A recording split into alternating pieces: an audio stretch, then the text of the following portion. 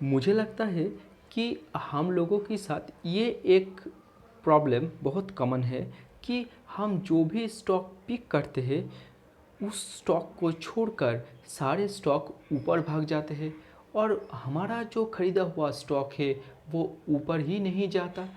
ये प्रॉब्लम बहुत सारे इन्वेस्टर्स और ट्रेडर्स के साथ बहुत कॉमन है।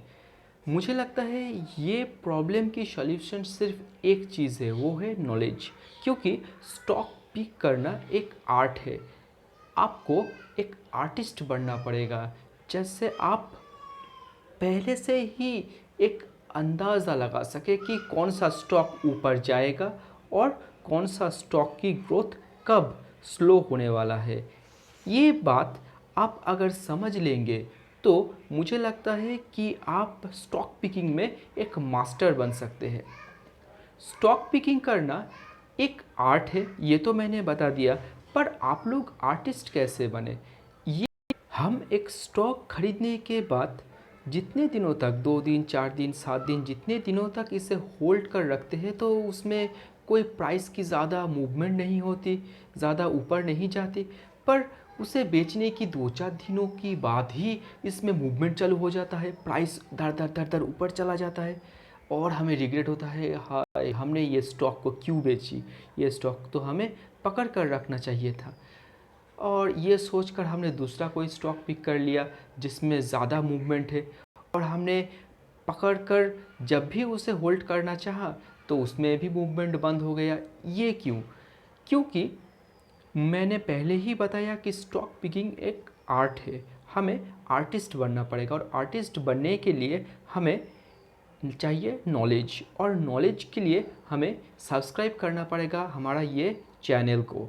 इस चैनल की लिंक और इस चैनल की जो सब्सक्रिप्शन की जो लाल बटन है उसको प्रेस करना पड़ेगा, तब जाकर आपको इस चैनल की जो अपडेट्स वीडियो है उसकी नोटिफिकेशन मिलेगी। और इस चैनल पर हम ट्राई करते हैं कि स्टॉक मार्केट की कोई टिप्स नहीं, मार्केट से रिलेटेड ऐसी कोई बात, कोई नॉलेज आप लोगों के साथ शेयर करें जिससे आपकी एक लॉन्ग टर्म बेनिफिट हो, जिससे आपका जो नॉलेज है वो एनरिच हो, वो इंक्रीज़ हो।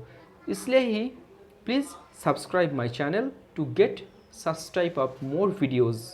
Thank you. तो आते हैं अब स्टॉक पिकिंग के बारे में। ज़्यादातर टाइम हम जैसे रिटेल इन्वेस्टर्स क्या करते हैं, जब कोई स्टॉक नीचे गिरता है तो हम चुपके से किसी को कुछ नहीं बताए, डर से सहमे से रहते हुए उस स्टॉक को देखते हैं, ये तो गया, ये तो गया, ये तो गया।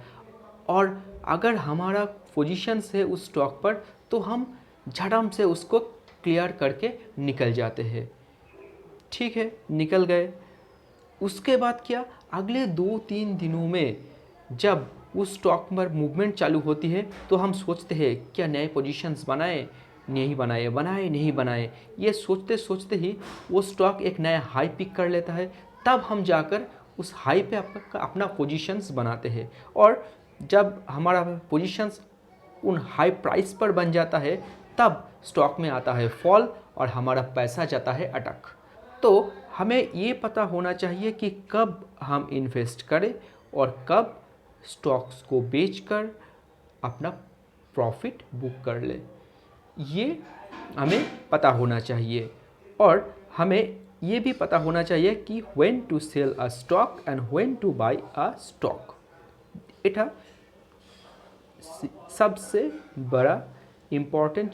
सो don't regret to miss the chance miss हो जाने के बारे में सोचकर रिग्रेट मत कीजिए कि अगर काश मैंने ये स्टॉक खरीद लेता तो इतना प्रॉफिट होता, अगर वो स्टॉक हमने होल्ड कर कर रखते तो इतना प्रॉफिट होता। ये बात मत सोचिए। सोचने वाली बात यह है कि स्टॉक जो हमारे पोर्टफोलियो में है उस पोर्टफोलियो की स्टॉक को हम कैसे मैनेज करें और किन किन स्टॉक्स पर अपना स्टेक इंक्रीज़ करें और कौन कौन स्टॉक्स को बेचकर बाहर आ जाए। ठीक है, okay. So thank you, keep learning and keep seeing the video of Indian market flow. Thank you, नमस्कार।